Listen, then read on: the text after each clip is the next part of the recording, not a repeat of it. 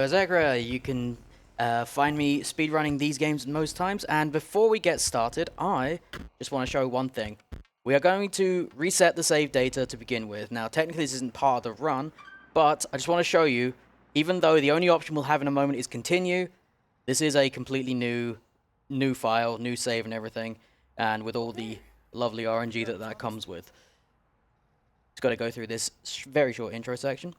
And the first thing I'll need to talk about when we get into the run is you'll notice that I have not started the timer. There is a reason for that, which I'll get to in a second. There's just a short bit of setup beforehand. So, continue, only option, new game is grayed out, can't do anything about that. Okay, and we get started. So, this is Inscryption. It is a horror-ish sort of roguelike card game where it's quite a lot of like lore-based stuff. It's quite a lot of story and elements, and it's just generally pretty creepy and fun. So we do go through this short tutorial section here. The reason for this is when we first started the run, it's a bit of a history lesson, but when we first started running this game, there was a seeded category, but then we found out the seeds were pretty much no good. But by that time, a lot of people had already submitted runs to the any percent category where they had all started at the same place. And so it just made sense to just have them start from that point on. Now, first thing I am doing here is, not only am I doing the tutorial, but I'm setting up a glitch that we're actually going to do a little bit later in the run. And I'll try this maybe twice. If it doesn't work, then I'll just go with it. So.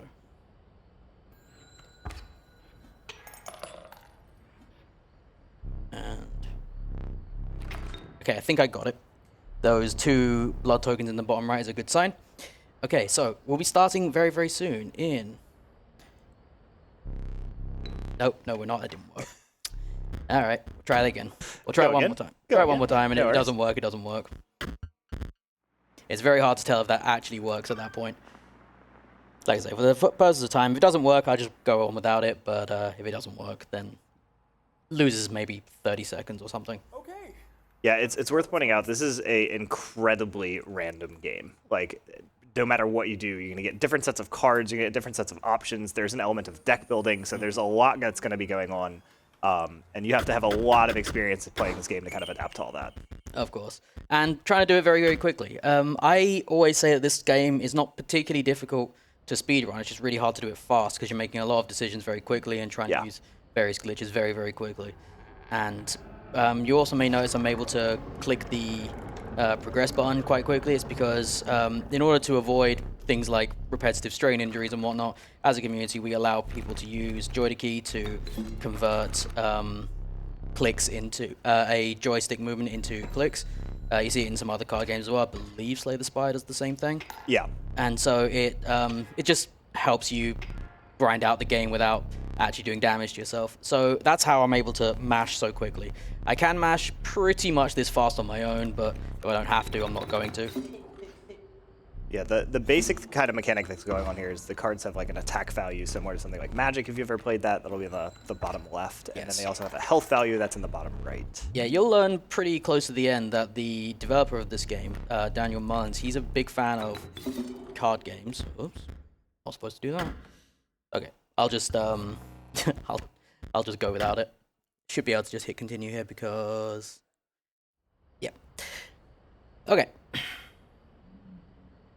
So this glitch would have allowed me to sacrifice a boulder later on, but which is normally not another thing you're allowed to do, which allowed me to lose a fight much quicker. It's basically required if you're trying to go for a world record run, but this is not what we're doing. We're doing a marathon run where pretty much anything and everything will happen whenever you want it to, or don't want it to. And classically, anything that can go wrong tends to, so... Absolutely. You know. Well, we've given it a couple tries here, but we'll just continue kind of without that. Yeah.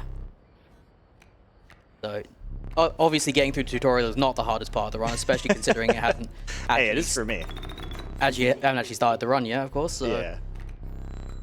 And for context, I don't run this game, I just really like it. Yeah, just volunteered to, because you enjoy the game, so you're volunteering to step in for commentary at the last moment. Brilliant, by the way, as well. If you haven't played this game... It is absolutely great. Yeah, absolutely, definitely play it.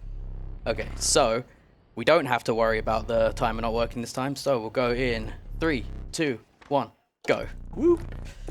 Okay. Yeah, yeah. Oh, hey.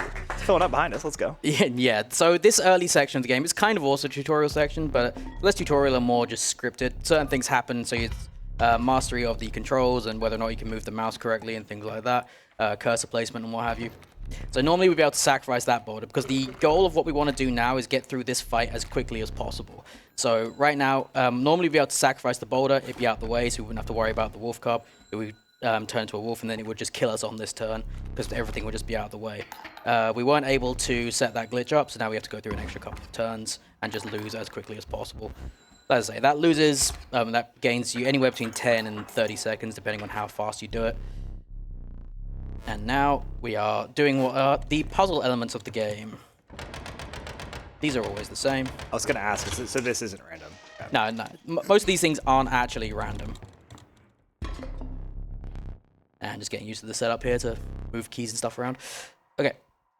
So, canonically speaking, to progress the game, you actually have to lose twice. And by lose, I mean you have to full-on die. We always want to take that. We know what the other one is, and we don't have to touch it. And Not distracting, don't worry. Not distracting at all, no. So we have to lose twice before the actual plot can move on to the next act, because yes, there are multiple acts in this game, where a lot of people think the game finishes, actually doesn't finish whatsoever. As a result of which, there is a larger amount of people who haven't played this game, who haven't seen the end of it, because they just assume the game goes on forever, and it doesn't. So, again, we're trying to lose as quickly as possible. Did we manage to meet the incentive for death cards at all? We haven't, but we've got an $80 donation from Japan that says, "Let's go Berserker, praying for successful glitch techniques from Japan with love," from Devilman, which have completed the incentive for Have a Nice Death. Super nice. Thank you very much for this generous donation. Yeah, thank you very much. Yeah, that was the noise. The bumper! Oh, I'm happy to be distracted then. Yeah. Yeah, no worries. Yeah, even if you do super well, I believe there's a mechanic where he just kills you anyways. Not as such, but yeah. Yeah. I don't want to spoil too much of it. But yes, I mean there is. It's called Too Fast Too Soon. If you go too far in the game before you actually die, of course you say. Nice. If you go too far in the game before you've died a couple of times, your opponent's board gets filled with, don't need to split, gets filled with very, very powerful cards, which you can technically bust your way through, and in fact that's how shorter categories of the game actually do work. Okay, this is going to be the first safety strat, which is going to make some people very angry. I'm going to use both of these items. Much slower to use them, but safety purposes. Okay, once again, we're just trying to die as quickly as possible. You get 2 lives, so you have to choose when and where you want to die fastest to be able to set up manipulations for later. Everything we're doing, whether it's dying or whether it's building cards in a particular way, it's all to set up for later. Okay, and this is another time when the game forces you to stand up, so it's a good time to stand up and go do puzzles, including picking up this chatty Cathy, who you can't speed the text up of, and she talks for a while. And okay. And pick up our piece there, and back to the board. And so if you're noticing the symbols in the middle of the cards, there's kind of like some fixed mechanics in the game. The symbol in the middle is basically telling you the mechanic of the card. Yeah, ultimately we want to try and build as many one-turn kills as we can.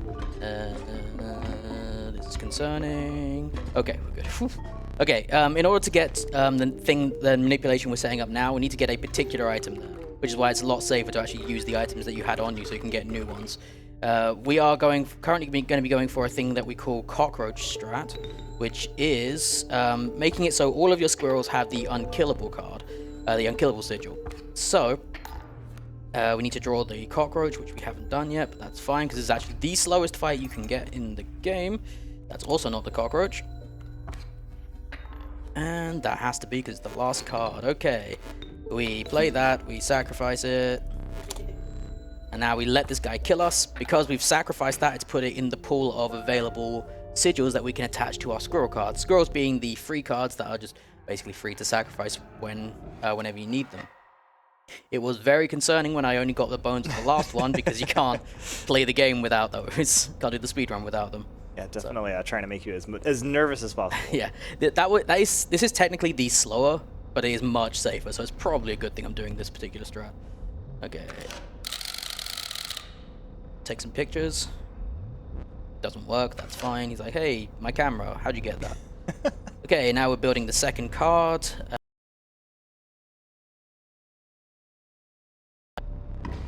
We're gonna call you, this is fine. Smile. Once again, don't need to split. Don't stop trying to reach for splits. Okay, so now canonically we have died twice. Those are required deaths, otherwise you can't go forward in the game. Otherwise it'll just stop you with too fast too soon. Now, just showing us what's in our deck. And we're moving here. There's a very easy mistake to make here, so I need to not do that. Terrible RNG. Bad card. Hate it. Okay, now we need to stand up here. It doesn't force us to stand up, but we need to come over here and do these puzzles. These puzzles are always the same. We have to do the top two, even though we don't want the things that are actually in them. But we do want the bottom two. A friend of mine likes to say these are ant strats, because if you pick up any ants by accident, your run fails. So, all's fair and... Oh.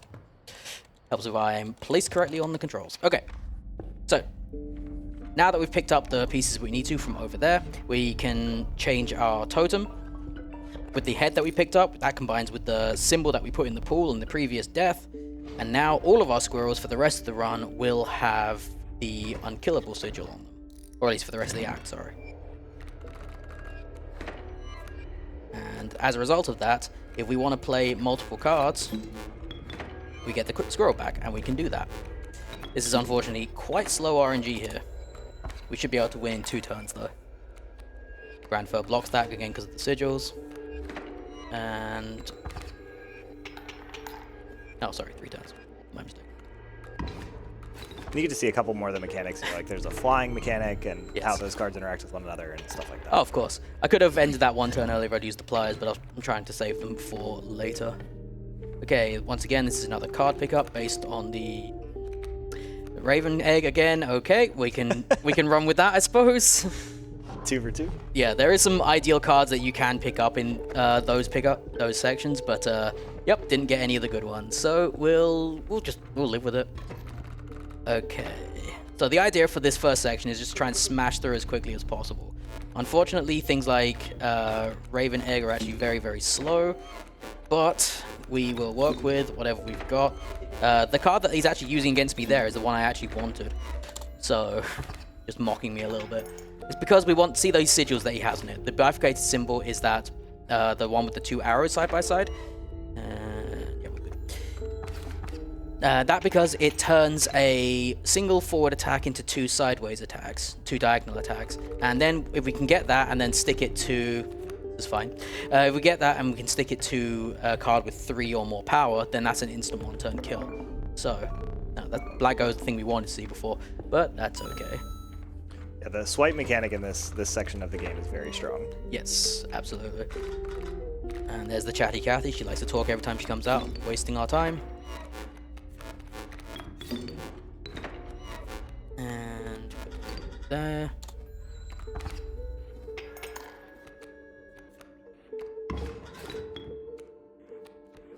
And use the pliers to bust through that. Using pliers and things is quite slow, but it's often faster than the alternative. So you do generally want to use things like that when you need to.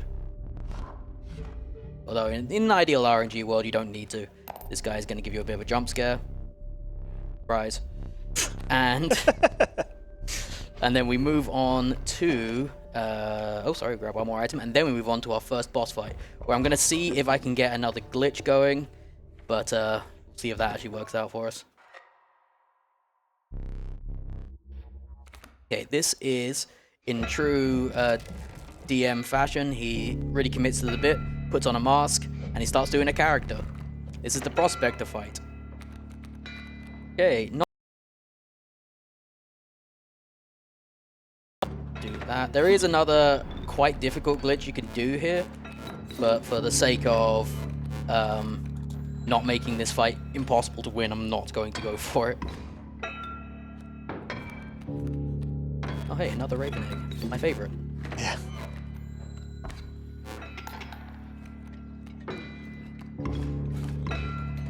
Okay. Chatty Cathy is back. She does like to chat. My RNG has been close to horrific so far, but we're making do. Yeah, it's a good showcase for how much you have to route on the fly and how much you have to think You about do, what yeah. you're doing, yeah.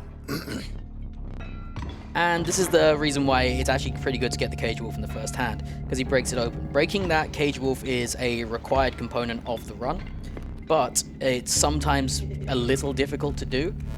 So, if you can manage to get that out on the field before the Prospector actually hits anything, he breaks it open for you, and it's a much faster run as a result. I haven't got any space left. That's just showing that there's over damage. That's an unfortunate Bloodhound placement, but we can live with it.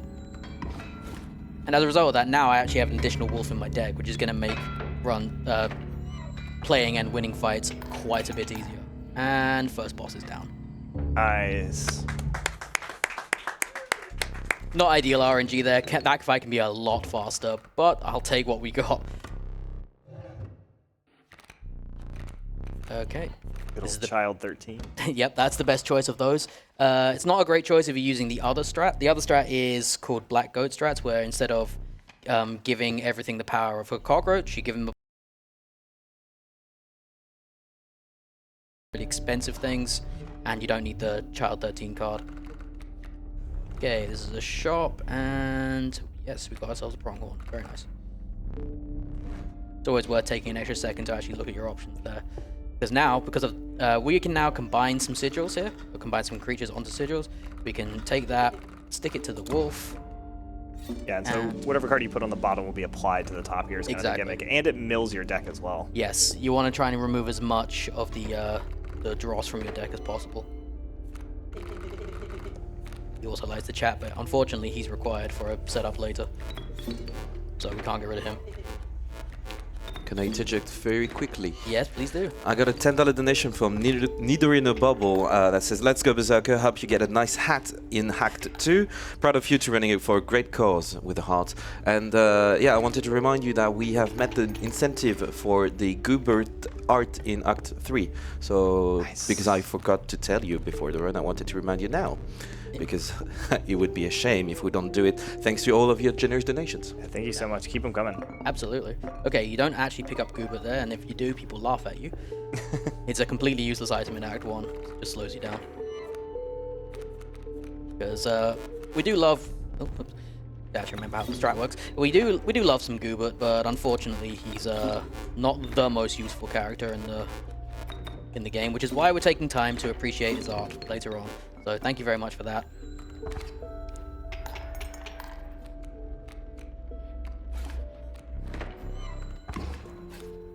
And you get things like overdamage and stuff. The ideal goal of each of these fights, and if I'm making some moves that look a little bit strange, it's because you don't want to over damage too much. I did not mean to pick that up.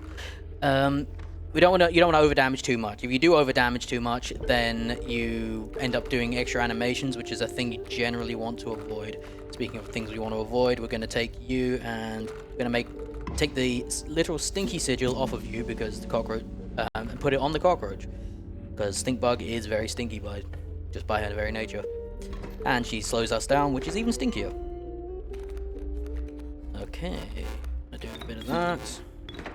These first hands are a little bit terrible. There's a mechanic throughout the game where the game will not give you a random first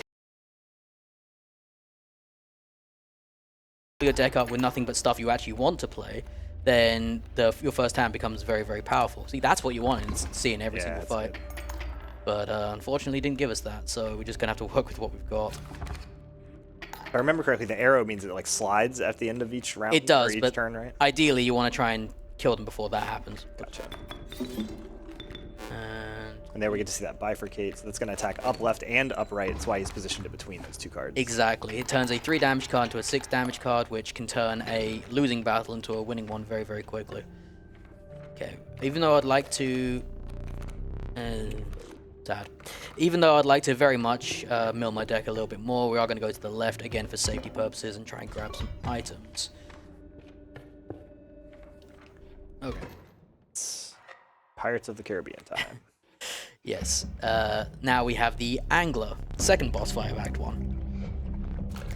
his whole shtick is that he steals your cards and uses them against you. Ideally, you want to see that card. Thank you for actually showing up today. And by playing it here, you basically just circumvent the mechanics of the entire fight. Because the whole shtick is, in the second phase of the fight, he puts down a bucket in front of you. If you break that bucket, then you break open a shark, which then attacks you.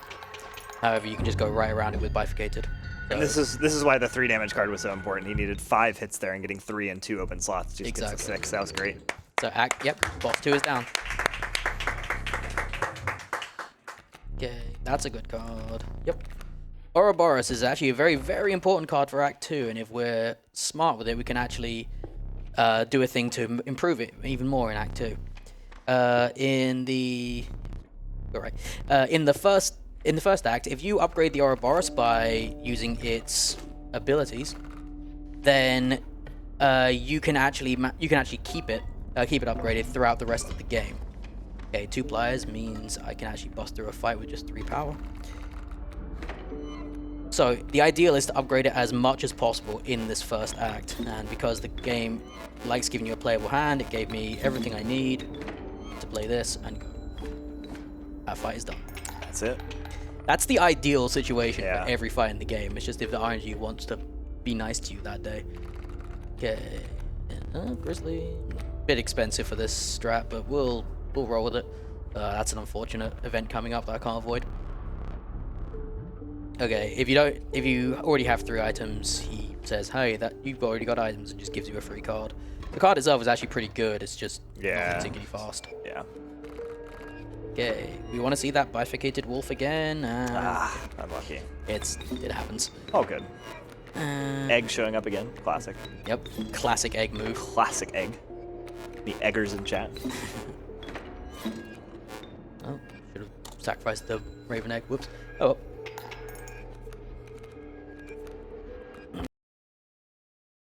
To restart this fight.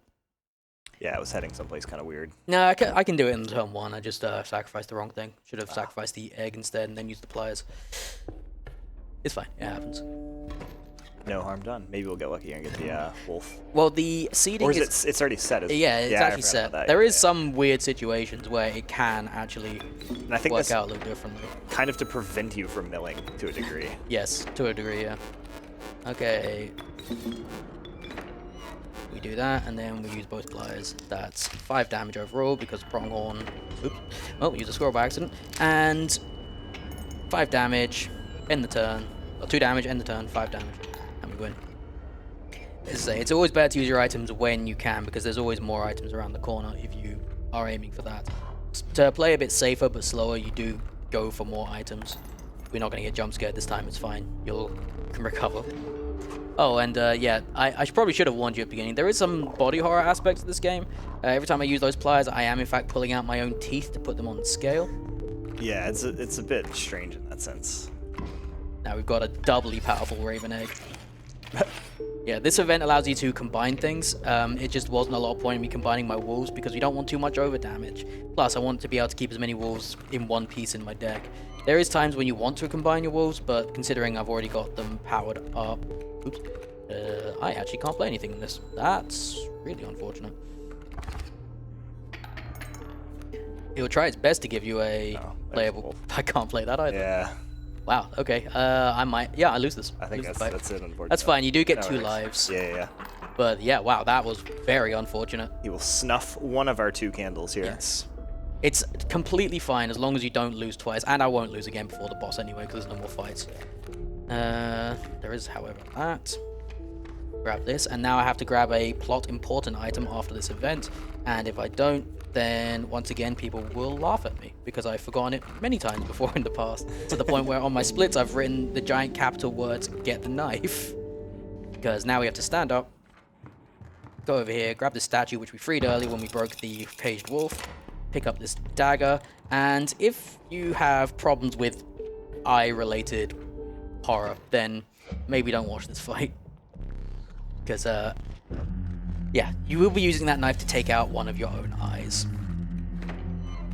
Okay, what's the RNG look like here? Ugh, not very good, actually, at all. That is really unfortunate RNG. Okay, well, I love the audio here.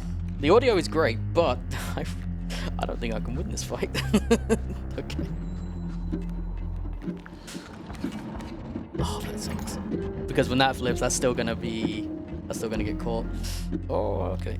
All right. We're just doing a longer fight. We can make it work. We can make this work. Hopefully.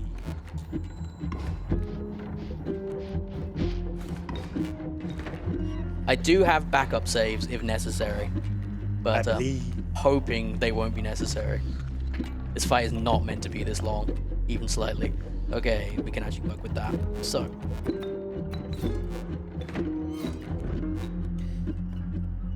So normally what you're supposed to do, there's always a gap there. So yeah, that's the eyeball coming out. I should have warned you.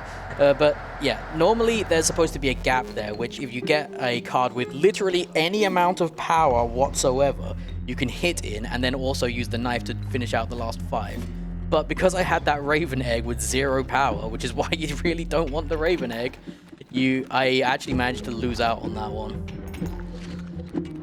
So I'm gonna have to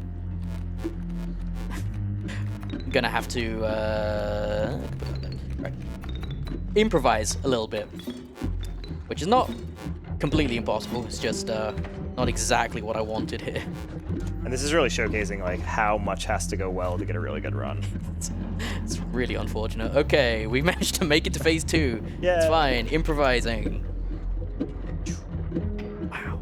The RNG has been spectacularly bad. That's impressive, but not bad enough to need to use a backup. Yeah, hey, that's a plus. I actually did need to use a backup last time I did this a marathon run, which wasn't my favorite thing ever. Okay, so got you and you and you. Okay, we're actually good. This is totally fine, and that's enough damage. More than enough damage. There we go. We beat the trapper. That is Nice. phase 3. That is boss 3 of Act 1 done. That was panic-inducing, but we're fine. And you get your reward. Unfortunately, I can't see anything anymore. This is the least important. No, I'll take another one of those because they were all also bad. But it's fine because he gives you a replacement eyeball. Yeah, there's like a filter that makes it kind of funky. Oh no, this is totally normal. You can probably ignore that message. It's probably not important. Okay, so we're going into the final phase of Act 1. Once you get here, stand up and just finish out some puzzles that are around the place, including some stuff we are going to grab for safety purposes, including that ring. That ring allows us to get through a very small challenge later on where he checks your deck for certain items, and that allows us to basically guarantee a win.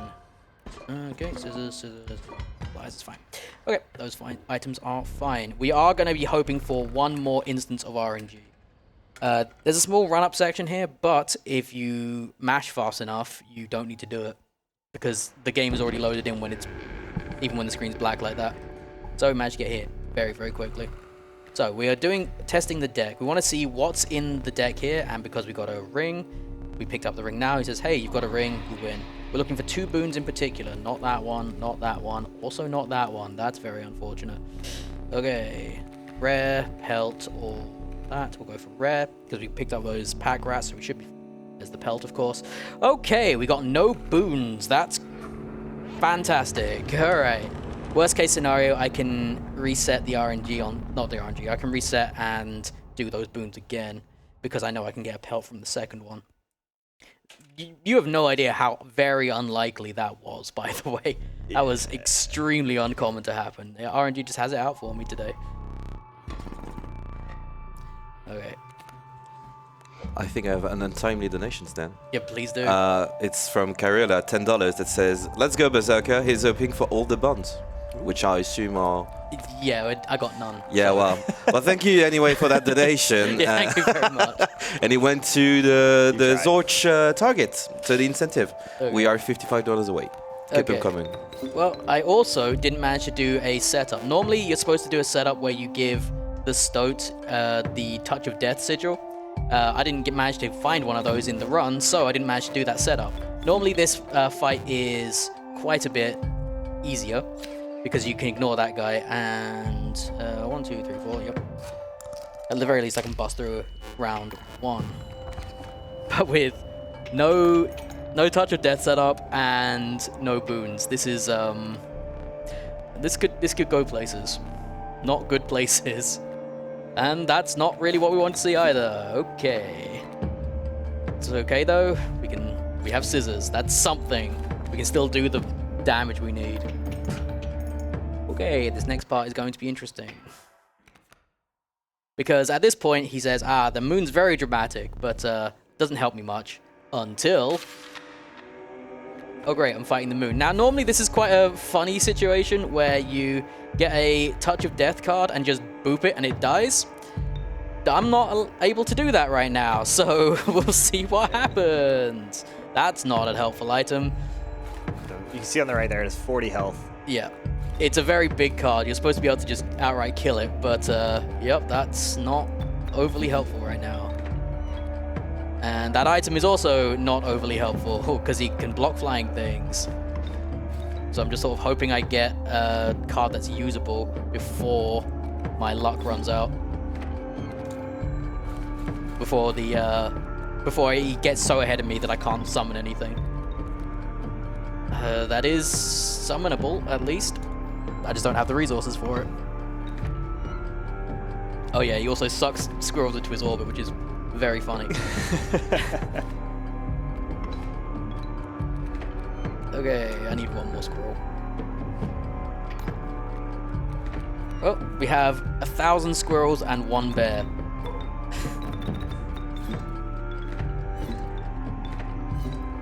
So, nice fun little fact for everyone watching. While I've had bad RNG at events before, this is the worst RNG I've ever had. Yeah, that's never happened before. It's my very own, this has never happened before, except... There you go. There it is. Wolf finally decided to show up. No, you actually take 2 hits from the guy, though, unfortunately. And also, we can make the moon stinky, so it actually doesn't do any damage to us anymore. Like cheese. We did it! Let's go! That was well recovered. That was everything that's gone on. Very long fight, but we just need to finish out and kill him. It's okay, we'll get to say hi to this deck again before the end of the run, and just so we can really appreciate it one more time how great it was. Because this is where we're going to do the dismount into Act 2. Oh my, did I just... It's probably I think I just healthy. made him. Oh. Okay, and it's this part that most people realize, hang on, there's something else going on with this game. As we now go into like a lore section. It's a very deep, very intriguing lore. There's a lot of ARG elements and a lot of other things. So as you can imagine, we are going to just, skip right by it and ignore that. Which is good, so that when you play this game casually by yourself, you can click through everything. Oh, yeah, It is a totally. ton of fun, but yeah, it's not very fast. Saving spoilers. I mean, there's like probably 5 or 10 minutes of video in there, I think. There's quite a lot, yeah. Yeah. And this section is all about cursor placement. You want to place that right where the camera is, so you can grab it straight away. You want to nestle your cursor straight in his bosom there, so you're in the correct part of the screen to be able to grab the new game button, go to the starting screen, and suddenly we can start a new game. Hey, remember from the beginning when we couldn't do that? Well, that was why. Canonically speaking, the game is now completely wiped, reset, and is now in the form that it's supposed to be in. This is a very difficult speed strat here where I just have to hold a button. So if you have any donations or anything, now's a good time for it. Yes, I do. I have $60 from Slazer that says, awesome to see you destroying Inscryption at ESA for a great cause, Berserker. He's hoping for a run full of bone heaps, bunnies, and stimulation. With that donation that went towards the Zorch incentive, I can announce you that every single incentive for Stream 2 has been met for Let's today, go. and we have hit $46,000. Oh, Nice. double let's go. Actually, Yeah. let's go. Thank you very much for your donation. There are still some rewards you can That's claim. huge. You could check them out on the Tiltify campaign. Wow, thank you. Is a very small glitch here. Building a deck while the screen loads. Very exciting. Okay, yeah, thank you very much for those donations, guys. It really does mean a lot to everyone who is in a position to receive them. This is another safety strat to pick it out because it allows you to mulligan hand. So you might notice the game is very, very different now. This is the part where you're like, are we even playing the same game? He did not like turn it off and start a different one. This Yeah, is the same absolutely game. And very bad RNG, just like the rest of the run. It's fine. The perfect RNG for that is to get a particular card, which means you can save 3 minutes. So, which we didn't get. Lovely. Okay, we are once again in the hands of RNG as we need to try and draw some cards that allow us to win this fight. And if we don't, then this will be a very short run.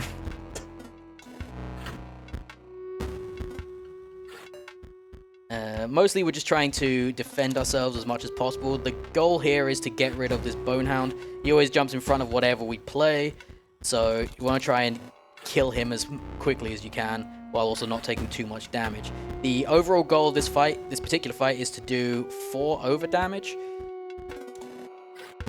So you get him down to 1 health and then do 5 damage, while also building up enough bones, which is the currency of this particular section, so that you can... okay. You can actually do this right now. So yeah, so you can actually buy the bone heap, which is a thing we would have gotten before, but we're unfortunately unable to utilize. So unfortunately, we've got to get rid of that, but that's okay. Now we're just waiting until we have enough bones to be able to play a successful win here, which we can do right now, I believe. We actually can't. Really unfortunate. 1 bone, 1 bone. Yeah. Oh, we're fine. We're fine. We have a bone. Did concern myself for a moment there that I'd done bad math, but nope, we're good. So that's 5 damage, gives us 4 over damage, and allows us to buy the card that we would have actually had before. Now, if the game really wants to mock me, it'll give me the bone heap in this pack we're about to receive. And it did not. Okay, we're fine. Would have been fine with it as well. It still saves about 30 seconds. It's just not what you actually want.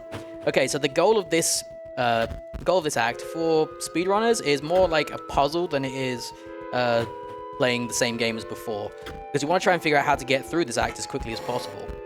I had to buzz the skeletons there so I didn't accidentally soft lock the game, because that can happen if you're not going fast, if you're going too fast.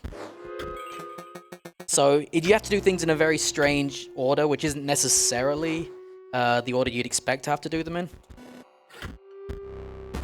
And it involves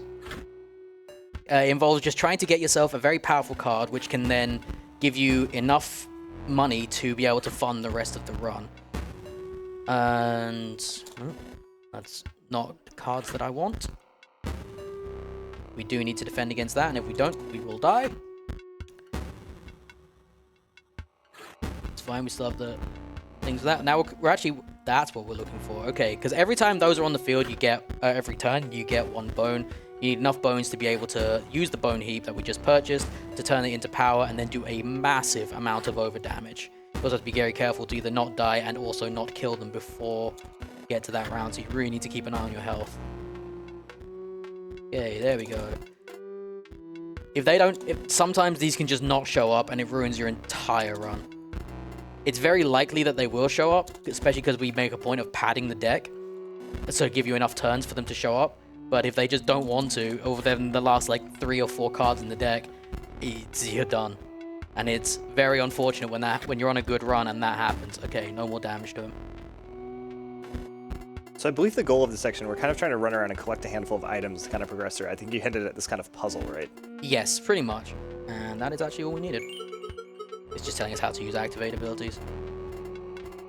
So the goal of this section is to defeat the 4 scribes, which was briefly described in that opening cutscene that I mostly skipped through. Slightly short, but that's fine. We don't need these anymore. So everything we're doing now is setting us up so we can just 1-turn kill every fight.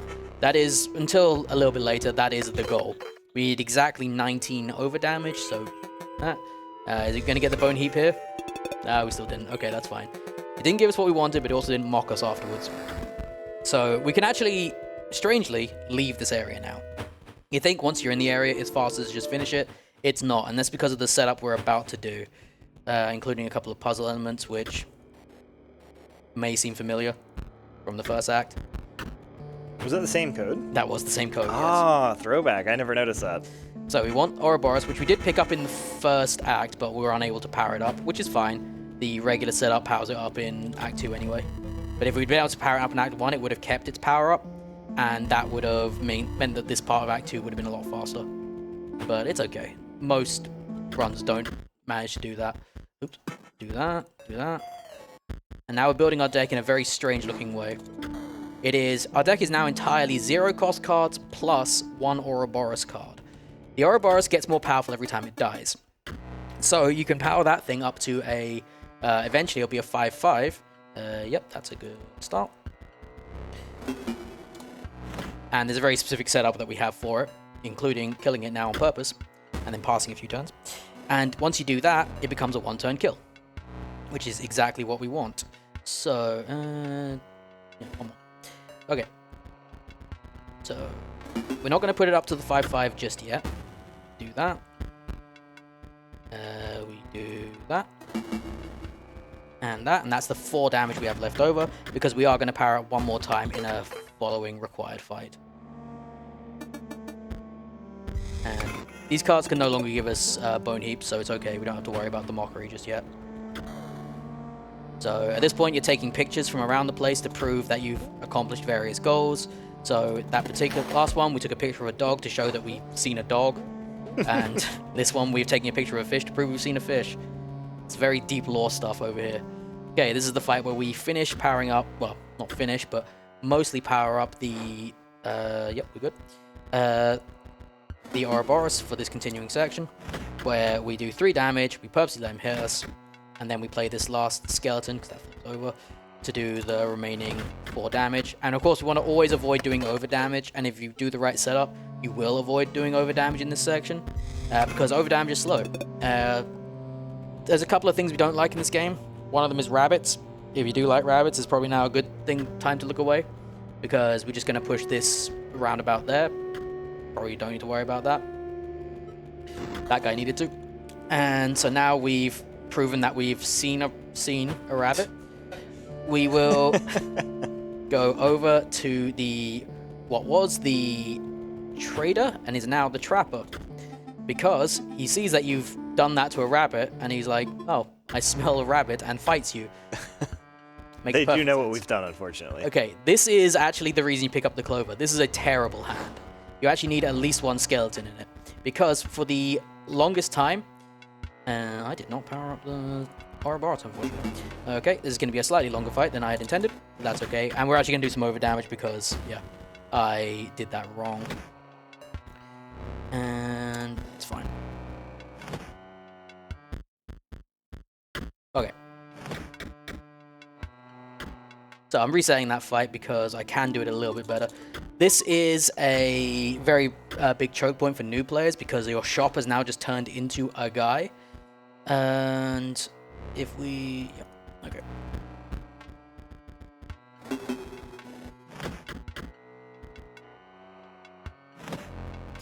And...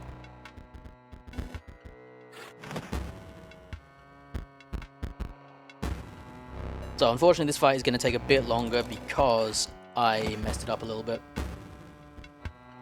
But that's okay, we're back where we want to be right now. So normally you want to try and, in the fisherman's fight, you'd actually want to hit the...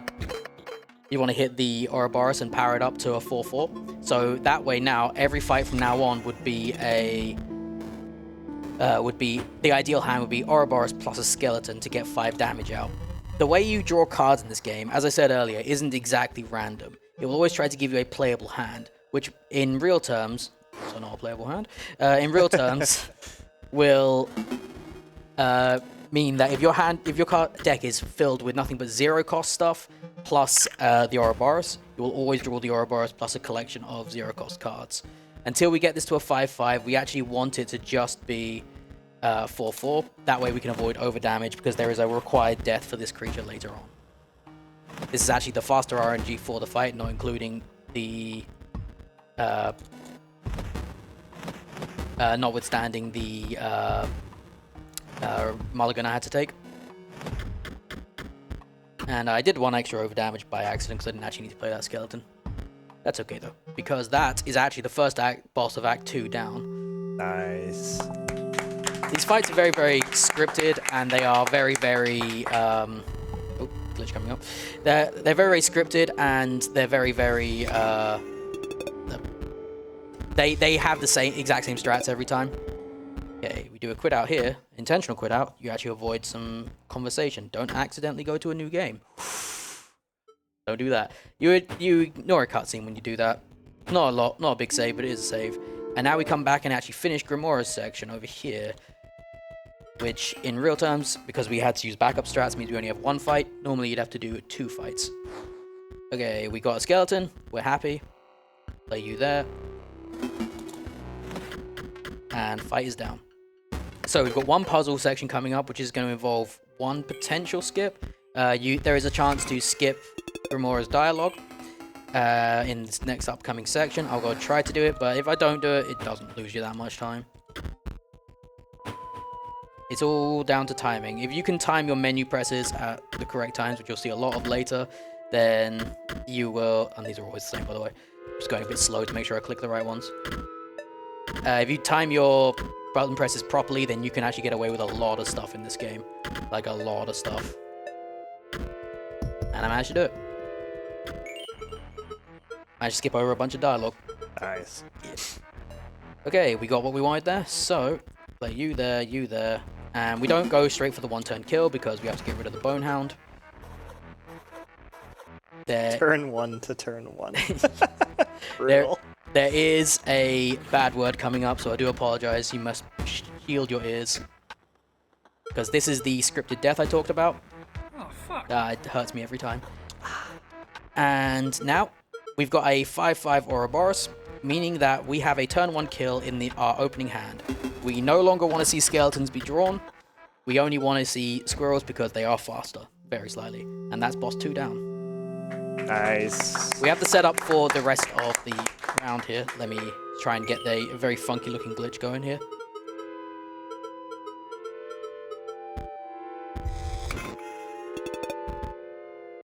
Oh, I think I got it. Yeah, I got it. Okay. You can soft lock there by going for that glitch, but now, because I managed to quit out between the packs, the game doesn't really want you doing that. So the game both considers her defeated and not defeated at the same time, delaying a cutscene.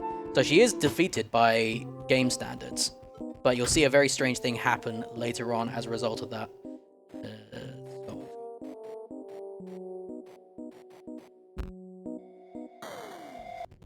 And this is our beloved Goobert, whose art we'll be appreciating later. As for now, though, we don't really interact with him much. And this will be the next 3 fights. Just play cards and you will win turn 1, as long as you play the Ouroboros. Casually, each section kind of has like their own mechanic that you have to play around and kind of learn how to play, which is a ton of fun, again, casually. But when you're just one-shotting everything, we're kind of skipping over a lot of that. Also, if you just know what you're doing here as well, like you know the amount of button presses that you're supposed to do for each of these, it just goes straight through. This is a whole section where you're supposed to figure out symbols to go for. Doesn't matter. If you just know them, it's fine. Yeah, there's like a whole kind of problem-solving section. It's a lot of fun. Oh no, they're dead. And there we go. And for the next fight, I do have to ask if the audience is ready for stimulation. It's a... And I assure you that's not as rude as it sounds. Yeah, I was gonna say. As we see our friend of the run, at last, stimulation. As he's been trapped in the dark and is just desperate for any amount of contact. Can relate. Yeah, the boss of this section is a real jerk. He does very nasty things to his students. And once again, fight is done. We don't spend a long time with the Lonely Wizbot, which is unfortunate. Because you spend a lot more time with him if you play the No Major Glitches version. He's very actually integral to the run. However, we're doing Unrestricted, meaning that things are going to get wacky. So you may have noticed there's not been a lot of glitches so far. Just wait for Act 3. The ideal RNG here is to never see any skeletons. You want to see nothing but squirrels and never see that sigil. Funny. Okay. Fantastic. Alright, so the reason you never want to see rabbits here is because this happens. You'll draw another card and it will get painted again. Because scrolling in the side on the screen. Yeah, he does that. So good. So that was terrible, but it's not been worse actually. That's okay. We didn't get another rabbit at the end on a skeleton. And the strat for this fight is very hard. Just don't stand in front of the big beefy guy. Boss 3 is down. One to go. One more for Act 2. And then that's definitely the end of the game. Wink, wink. Oh, totally. Okay, here's the next glitch. Things are a little bit overlapped at this point. You're not supposed to be able to see this lore section now. You're supposed to get it after your second boss kill. However, because of the glitch we managed to do, quitting out the exact right time, we're able to overlap picking up this card pack with loading this next lore section. Meaning that once we get back in the game, we're actually able to move without picking up cards. And if you press this at the right time, you can see where you're going. And there we go, we didn't have to pick up those as a result. This is probably my least favorite part of the game. Not because it's difficult, it's just annoying. Annoying to me I didn't care for personally. this part at all casually either. It's only annoying to me personally. No one else dislikes it. I didn't particularly care for it. It's because in Act 2, inputs are quite sticky. And if you're trying to do these quickly, these things are quite sticky and they sometimes don't behave. So if it ever looks like I'm just sort of standing there doing nothing, it's not intentional. It's just the game being the game. Especially Act 2. This is not the part I thought it was. Yeah, no, Okay, we'll get to that. This part actually was quite fun. Yeah, we'll get to that. But the fights themselves are just much the same. Okay, and these are some of the... Oh, all these fights are required. But there is one upcoming fight that's incredibly difficult. And you'll see that when we get there. Not the next one. Okay, this next puzzle coming up is my least favorite thing in the entire game. It doesn't behave at all. And that's actually wrong. I did that wrong. There you go. Hate that puzzle. That particular one just does not behave. It's always the same solution, but trying to do it quickly is the worst. Okay, and... Oh no, they're dead. They are dead. Okay. You might be noticing you don't get any packs from these guys. In this section, you get your booster packs from the random chests that are around the place. Obviously, we don't pick those up because we don't need them. We already have our one-turn kill. And these puzzles are always the same. We manage to stand here. We get there a little bit before it opens. Save like 0.02 seconds. And this is the hardest fight in the entire game. And I'm so good I managed to beat it without playing any cards. Wait, what? What happened? Yeah, that fight, it'll end regardless of what you do on turn 1. You cannot lose that fight Gotcha. for lore reasons. But that particular fight, it's a guaranteed win. There is actually a fight which is a guaranteed lose coming up, so, you know, that I suppose technically is the hardest fight in the entire game. Okay, the strat for this boss is stick the Ouroboros there. There's a whole conveyor belt thing which moves things around and you can steal your cards, you steal his cards. But the reality is if you put it there, once he's going to copy your card, fill your board with it. It looks very, very scary, but then he makes a gap. And then you just do 5 damage and you win. And that is the final boss of Act 2 down. Done. Ooh. As we are now going to the dismount of Act 2 into Act 3. You can do the quit out glitch here as well, but there's just no point. It's much faster to just pick up the cards at this point because you're just going to run for the end.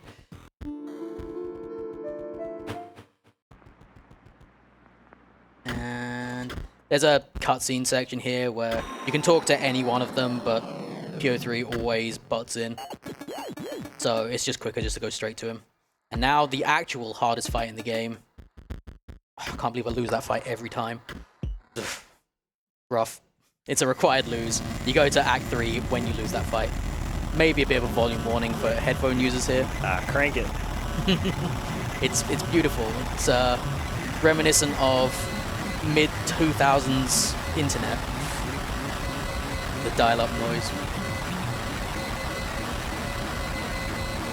As we go into Act 3, and we're going to try and attempt one of the glitches that I found, my personal stamp on this game, as the game once again completely changes format.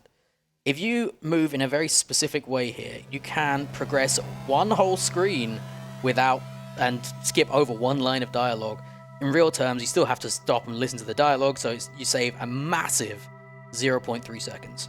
Still the same game, by the way. Oh yeah, this is all the same game. Let's see if I can do it in front of people. I did it! Yeah, Yay! let's go. Huge skip. That is named the Super Special Secret Awesome Skip. Okay, and okay, good placement. This next section is what we playfully call the Boring Four, because it's the first 4 fights of the act, which all look very, very normal comparatively. The goal of the section is basically just to survive until you can win. It looks a little more stressful than it actually is. I'm probably going to go to quite low health, but that's just the way it rolls. And the next 4 fights are fairly normal, barring some horrific RNG, so if you have any announcements or anything, now is a great time for that.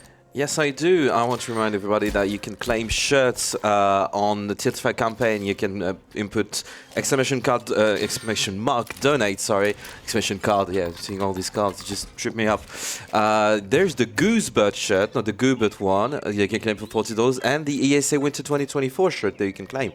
Also, while we have hit all of the incentives of Stream 2, and thank you for these generous donations, there's still 2 rewards you can claim. The Smooshy Come Home, you can choose the mushroom, either the sparkle or the bowl one, and the Deus Ex Human Revolution. You can choose the language, English, French, German, Spanish or Italian. Also, general reminder that ESA is being restreamed in different languages. You can check them out, exclamation mark restreams. Okay. This is a part of the run where you can potentially lose a lot of time if you're not super careful, but by and large we should be okay here. I'm just going to do that. I'll lose my sniper, but it's fine. I don't actually need him.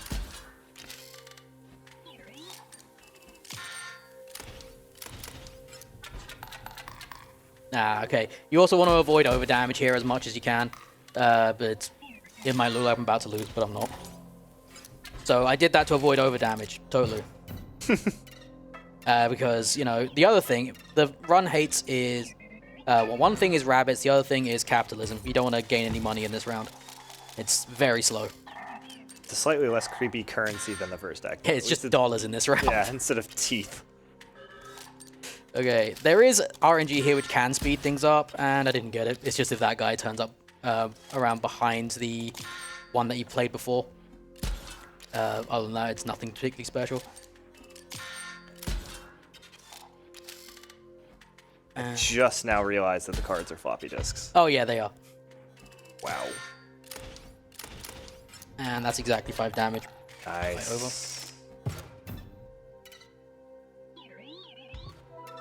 Okay, we got to our first checkpoint. We have 1 more fight to do in the Boring 4.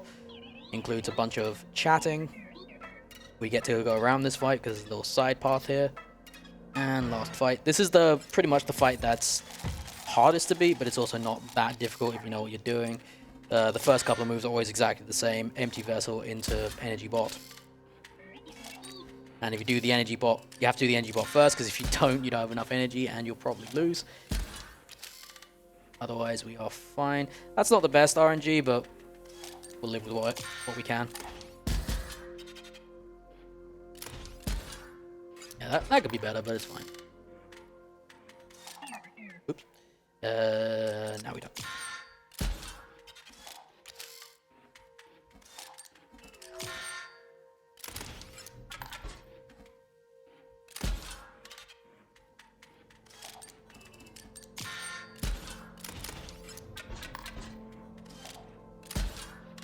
And unfortunately, I played the shield bot in the middle, so I actually am going to have to restart that fight. Like I said, if you make a single mistake, these fights are a lot harder. But that's okay. What I meant to do was play the... and I'm back at the checkpoint, of course. I meant to play the double gunner in the middle, which would have done 4 damage instead of the 1 that the shield bot does. Just a little more chat. Unfortunate. There is one particular person in chat that is going to be furious with me right now. He keeps telling me to practice this section. You're still doing great. I know. Like, realistically, for marathon, I mean, yeah, it's a marathon, and this is a supremely random game. It's not even that. It's as far as how bad the RNG was in Act 1. Right, yeah, I am true. stunned it's gone this well. I'll play this slightly differently, so I can just kill the double gunner here, rather than having to wait an extra turn for it as well. And I can just do that. I think that message you mentioned did just show up in the chat. Yeah, I was going to say it. I was thinking in chat, like, okay. Obligatory practice boring 4 message. Smiley face. Yeah, that's it. Hi, Floyd. How you doing?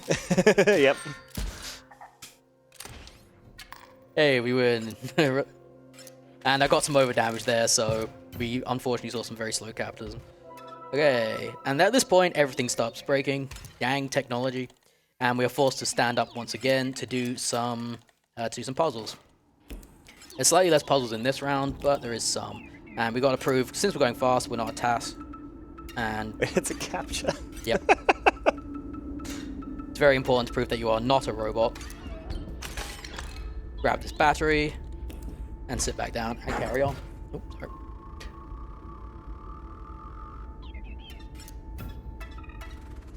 Okay, so you may have been noticing that we've been avoiding upgrades. Partially because upgrades are stinky, and partially because now we can do this. You're not really meant to be able to do this. By very careful manipulation of... Getting very confused. Yeah, unfortunately I did that a little bit wrong, but that's okay. We can fix that later. By carefully manipulating things, you can duplicate some events and you can place some events on top of others. As a result of that, you're able to get the game to ignore certain facts about what's going on, including by doing this. Not a bot, just a regular fight. Ah, okay. By doing this, selecting that, the fight's done. Oh, alright, that works. And this is the main tech for Act 3 here. By doing this very carefully and with very, very specific routing, you're able to use events to smash through other events. I did do a very slight mistake earlier, but because of Fiod, who I mentioned in chat earlier, we were able to discover a backup for this situation. So we can just go through this. Normally we would use another event to go through this because it's slightly faster. Just make sure we don't get rid of the double gunner. It's very important. But this is fine because we can go back and get the backup that we just missed. You promised broken and you delivered. It gets a lot more broken than this. Oh no. Okay, and just wait for a moment. So many Event cards. ends. And we win the fight. Okay, so we're about to do the first boss, but because I messed up a grab earlier, I've got to go back and use an event that we actually duplicated. Normally you'd only be able to use these once, but because I duplicated this and I did it again, you can go back and use that one as a backup. Before we actually knew this backup, before we knew the backup of duplicating, if you made one mistake in this act, your entire run was done. You might have been around an hour into it, and boss is done. Wait, I think I did that too early. Oh no. I think it should be fine. I just think I did it too early. I did do it too early. It's okay. We can do it again. Before we knew this backup, you could be nearly an hour into the run, and if you make one mistake, like I've made a few already, the run would just be dead. Super dead. Nothing you could do about it. Start over. Doesn't sound super marathon. It's Dave. not, which is why you haven't seen this until Yeah. closer to now. Backup's always good. Yes. Okay, and there we go. Yeah, let's go. By putting out there, for a moment it looks at the graveyard, which changes your positional data, which means I'm now teleported back to the graveyard when I quit out and come back. This means I can come up here and use this event again and move on to the next one. I've got to be very careful because I can still access the cards under the table, which is not a thing you want to really do until you are ready. Start the event, start the fight. Event finishes, fight is ignored. And we move on. There's also a lot of janky camera shenanigans in this section, which you have to deal with. Because, you know, the game's not really meant to run like that. But, again, with very specific routing, you can just head on through. Okay, it is at this point we do an intentional quit out, and I have to ask, we did manage to do the Goober art, right? Absolutely, we did. Thank you very much for these donations. Okay, absolutely. Okay, do we have to quit out there to avoid a soft lock? Because at this point, we are forced to stand up once again and do some more puzzles. Okay, and with another room that we've opened here. Again, it's very difficult puzzles, including some math, which are always the same. At which point, normally we just go over and grab something over there, but this particular occasion, we are doing... I'm doing this very slowly because it's very easy to get this wrong. And... this is actually... you actually can't brute force this either. Because you have to wait between each press. And at which point... what's this? Eh? What are we doing here? Don't look at that. Do you like it? I painted it for the master. To express my feelings. My hopes. My hopes that perhaps one day he might treasure me. It's so sad. And I treasure him? Does I treasure him? Oh. You hate it. That's why you won't look at it again. No, we love it. Oh. You do actually... Yeah. I hope you enjoyed that. You paid for it. Yeah, brilliant. You do actually have to stare at this for a little while. I believe it's 10 full seconds. As you can now go over to him. Oh, we actually grief you and not what you leave. Oh, yeah. Oh, no, you can leave. Oh, okay. You have to actually appreciate it for a requisite amount of time. Got it. Otherwise... you looked at it again. You reconsidered it, didn't you? You like it! We love it. Yay! Oh, joy! I'll actually do it. I'll show it to the master. Thank you, friend. Bye. And we're done. I hope you enjoyed that because you'll donate for it.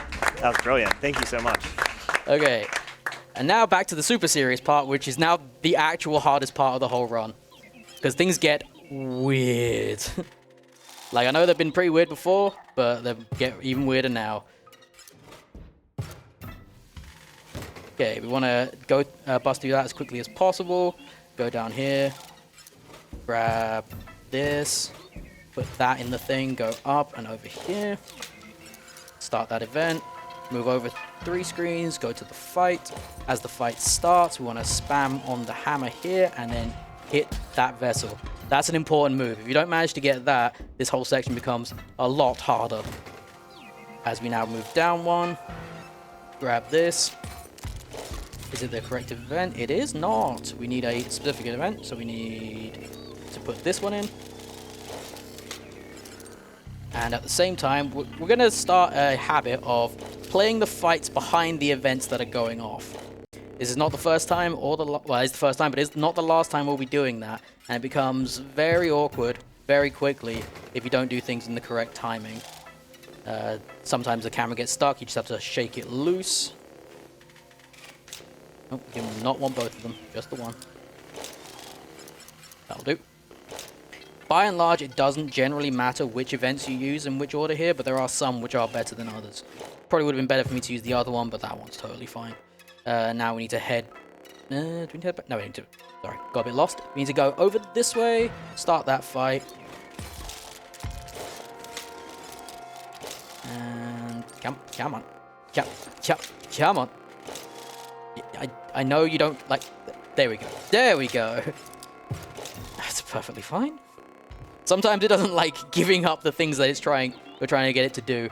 So when it doesn't do that, some gentle persuasion is always necessary. Start the fight, grab this, do that, and we're going to try and... did we get that? Oh, we actually got it. Ah, nice. Okay, we're now going to do a fight behind the tablet in order to win this fight so we can bust through the next fight. While also grabbing that. And winning the fight before it even starts. At which point we use that last event that we just picked up. Once we go through some dialogue. And we use this event, once it gets started, to bust through this boss fight without having to do the fight. And next boss is done. That is boss 2 complete. We don't want to teleport back to the graveyard this time, but we do need to stand up and sit down to force a save. Go back in, and we'll do the next part of the routing. That is actually the hardest section of the game to get correct and fast. So I'm glad it went through without a hitch, because that can go very badly wrong. And in fact, you can get that before the dialogue is a little faster.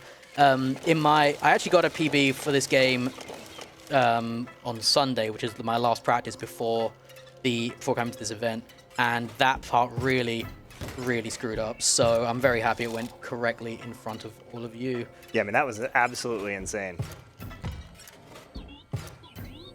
Okay, you can do this a lot faster. I'm just doing it a little slower because it's quite easy to break this part of the game, which normally if you're going for like a world record or something, you don't care too much about.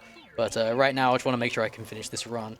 So we click that, pick these up, do that, move down to the next fight before this finishes out. If I wanted to risk it, I could use this event and then try to push to the next one. But again, for safety, I'm just going to stand there and let that count through. Go to the next fight.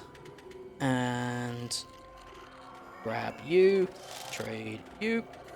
Just to get through that. Again, I could have used the other event to make sure that worked out, but it's totally fine that we didn't do it that way around. And okay, so now we want to set up the board in a very particular way, which we are actually able to do because of the upgrades that we have pulled out thus far. Okay, well, no, okay, we can't. We're gonna have to, unfortunately, gonna have to take a backup here. Yeah, we're gonna have to take another backup because of a thing. Wait, no, we can. This is not how this is supposed to look, but we can do this. There we go. I fixed it. Yay! And then we grab you. Not crazy certain how that works, but I'm happy it did. Okay, so now we've got to set up for the next fight, which is once again going to be another fight that we win before we start, because we go over here.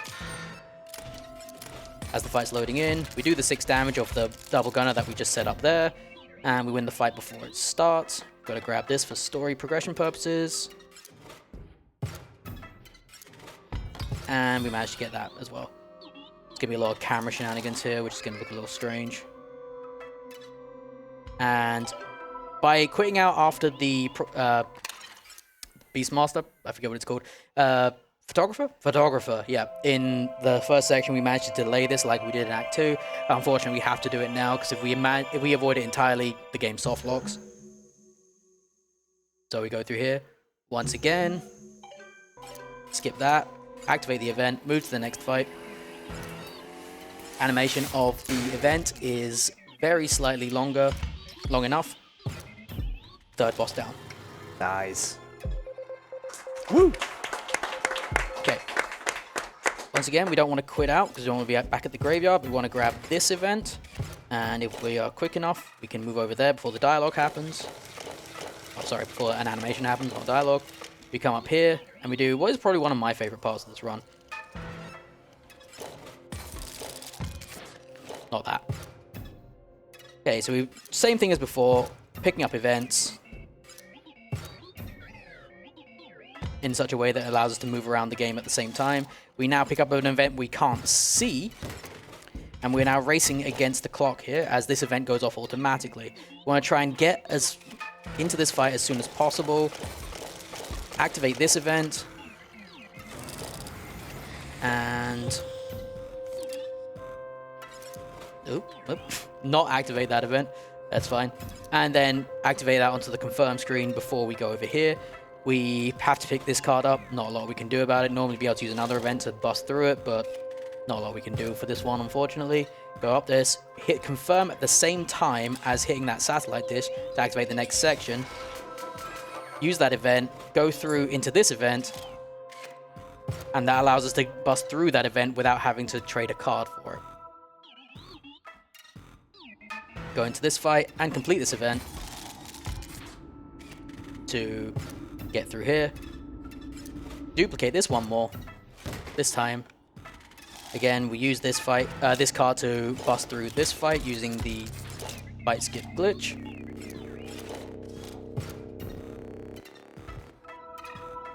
We grab this event one more time because we duplicated it. Hit that, and then with some very specific timing, activate that and that at the same time. Fight starts, fight ends, final boss of Act 3 done.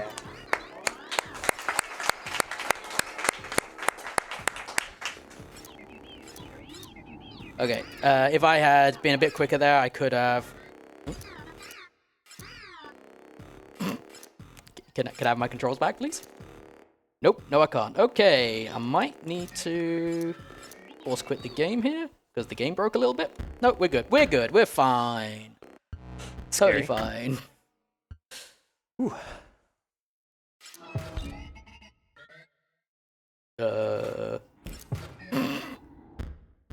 What is happening? Never had that happen before either. That's never happened before. Oh, okay. It's going to try and force me to do this. Okay, so unfortunately, I am not going to have to load a backup save here because it's forcing me to do a bit of the story, but I can press this and ignore that. I just use the chapter select because we were actually at the end of Act 3. This is what it would have looked like had I quit out at the correct time. So we go up here, we get some dialogue. Effectively, I didn't actually skip any of the game by doing that. Yeah, a bunch of dialogue. A bunch of screens pop up. And he starts to... Canonically, he's uploading his new game to the internet, which is a bad thing because that's going to make the world end. But unfortunately, never quite gets to 69%. Very unfortunate. It only ever gets to 68%. And this is where you see the... Well, where we're going to see the scribes of the game in their full 3D glory. As, once again, we are met with a bunch of lore. However, Grimoire gets a hold of your hard drive and starts to delete the game. They're like, you're doing this all. Nah, it's fine. As we are now moving into the finale act.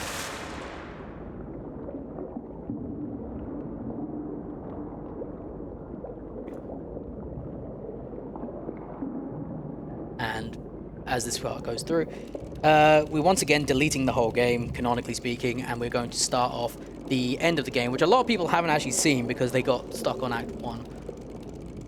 While this run has gone tragically bad in many areas, we did manage to get through, which makes it a good run. There is quite a lot of runs that just simply die to the RNG of this game. And speaking of dying, there's a gravestone. As much like in Act 2, we are filling in the epitaphs for our final playstyle that we are given, the Grimoire section, which is actually a very, very cool playstyle, as we get given this chessboard kind of thing. I also figured out that it's faster to fight the guy on the right and delete the spider for fun. So, you know, I'm revolutionizing the format. And once again, it is unfortunately just much quicker to lose this fight. As if you end your turns as quickly as possible, that Bonehound comes down, and by the time it gets here, it does exactly 5 damage to you. So there's a whole thing with the Grimoire section here, but by losing once, while the game just deletes itself around you, you end the section very, very quickly. There is a fun little end to this section if you do play it properly, so that's a thing to look out for if you play this casually. As once again, a bunch of things are deleting again, and we see an old friend one more time as we go right back to the Act 1 section. This section of the game uses the deck that you had in Act 1, so maybe we'll get to see our beloved Raven's Egg one more time. Oh, not in that hand. Not yet. Not yet. I don't know, maybe Raven Egg strats, maybe it's a new thing. I don't think so. I don't think it's gonna be a new thing. I don't think so. Yeah, so one thing you have to be careful with in this section is a thing called text overlapping. There is some dialogue which, if you accidentally get it, this doesn't count, but if you accidentally get some dialogue in this, then it overlaps required dialogue, and that just makes everything take longer.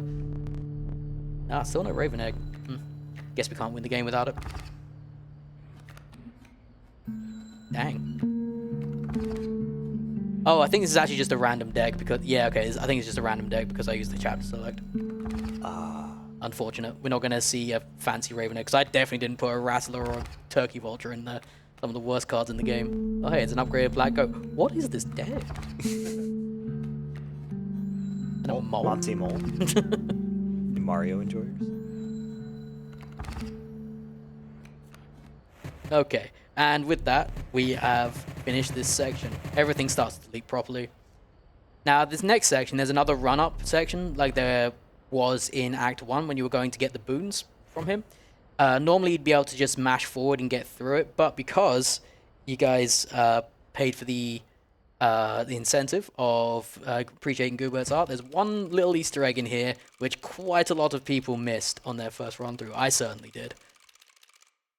So we're not going to mash forwards.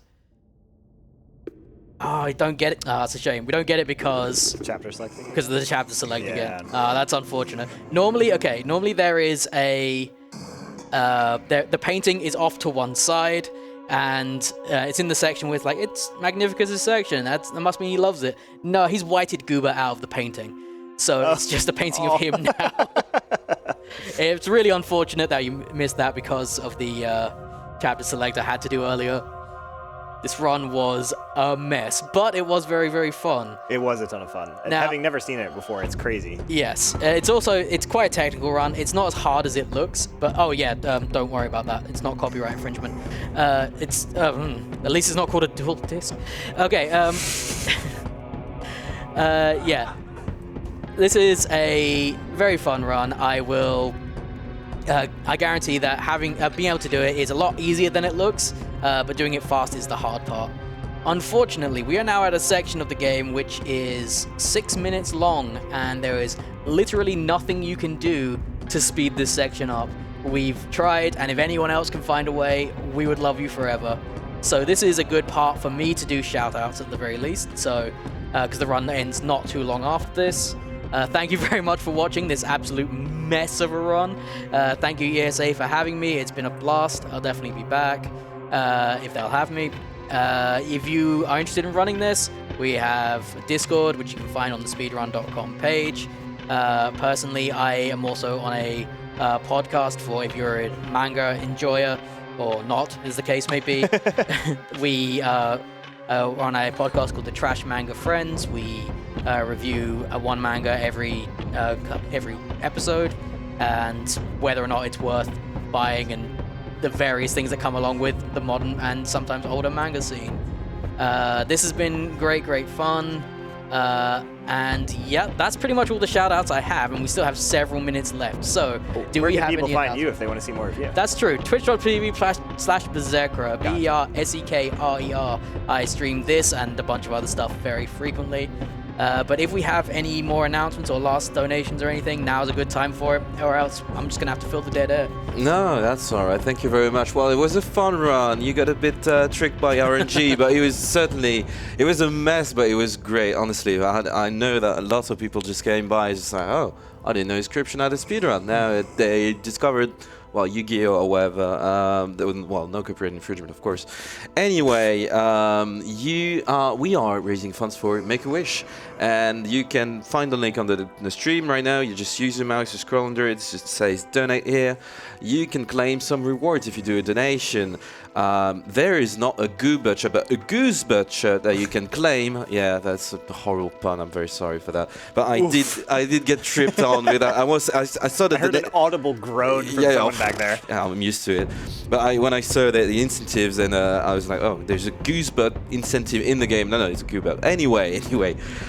So yeah, if you don't want to go to Speedrun.store to get some merch, you can claim these two shirts. There's Goosebud shirt, this ESA Winter 2024 shirt. Both of these are $40. So you donate $40 or more, you select the reward, and you get the shirt, right? So it's a 2-for-1 deal. Also, while you were very, very generous, and thank you for that, crossing the 46K, almost at $6,900 on Stream 2, which would be nice. There is still some rewards you can claim for the upcoming runs. There is the Smooshy Come Home reward that you can claim. You can choose the mushroom. Either we will play with Sparkle or Ball, and Bod and Zero, which choose either depending on your donation. Please, if you select the reward, please put it in your message so we can know, well, what your choice is. Otherwise, it would be a very nice, generous donation. And there's also the Deus Ex Human Revolution DC. You can choose the language: English, French, German, Spanish, Italian. Again, yeah, please do put it in your donation comments. Otherwise, yeah, what? I'm Oh, just saying hi to everyone. Yeah, of course. But we got 4 more minutes. Yeah. Three maybe now? Yeah, a little less than 3. Yeah. Well, let's not do just a countdown yet. But yeah, and 259. No, yeah. If you were to claim one of these 2 rewards of $50, you would get into the big prizes raffle. For a single $25 or more donation, you can get a Switch or an RTX 3060, sorry. Or if you go all the way to $50 and claim all these rewards, you can also get a PS5. So yeah, these are 2-for-1 deals. You get a reward, you get a target, you get a prize. So yeah, please, if you've got money to spare and you want to be generous, consider donating on stream too for the incentive and rewards. And yeah, Berserker, I'll give it back to you if you've got things to say. I won't babble enough. Yep, okay. If you don't mind, I just want to plug like how I love this game. I've never seen the speedrun. Like for context, like I came up to Berserker before this, like, oh, I love this game casually. I'd love to kind of hang out with you while you play it. The speedrun's incredible, but I want to plug like this game casually is so good. There's so much like story and lore and puzzles and all of this stuff that he kind of blew through, which honestly is kind of a good thing. Because after having seen this, I think you can still play this and still get a lot of the experience. So I highly recommend picking it up. I had an absolute blast playing this game. It's a ton of fun, and the run actually looks like a lot of fun as well. Yeah, it's great fun, and as I said before, it's a lot easier than it looks, but I'm also very biased in that regard. And actually, that's good timing, because we are coming down to it now. Also, the entire tech for this section is put your cursor in the middle of the screen. That's it. That's all you can do for 6 minutes. So, as we come through the final lore section, I guess, where as if everyone's managed to shake hands and be like, yeah, good game, Magnificus comes along, desperate to be a sentient bush and shake your hand with his twig arm. And he's totally gonna make it. Yeah, he's got it right. Oh my god. And unfortunately, he does not make it. Sorry, it's like some really loud explosion. like a I pop think it or was a something. balloon popped or something. Scared me half to death. Also, we never saw her in the run, but she was important. And time. Yeah, Yeah, let's go. well done. Woo. Yeah. That was so brilliant.